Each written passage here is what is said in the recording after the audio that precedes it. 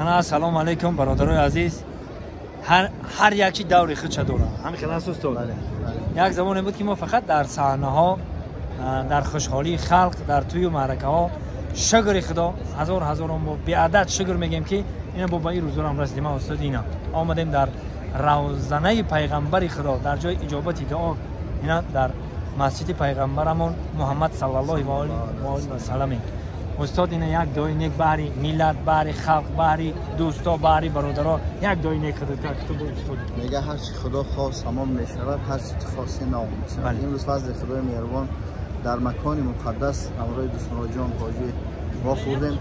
امید داریم، دعا میکنیم که اولا تاجیکستان عزیز ما را خداوند بازم گلگل شکوفا بگرداند، سرور دولت و اهل آن کسانی که برای ملت و وطن میهن خدمت میکنند الله جان مهربان از جمع بلاها و فتحا نگهبانشان باشه.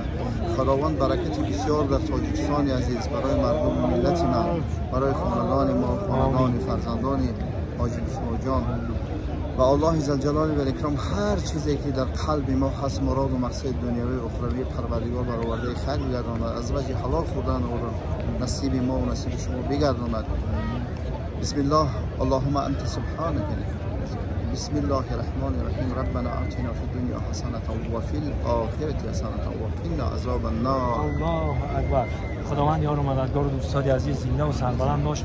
البته استاد عزیز دیدم به نهایت خرسان شدیم، در حق من داغو باشین. استاد البته که پگاه سفر خانه خدا دارن از مدینه مکرمه، از مدینه منوره و مکه مکرمه سفر دارن. خداوند سفرتان به خطر آمین. پاک پروردگار صاحب سلامت بریم برسید. جزاک الله خیر. زنده باش، سربلند و خانواد باشید.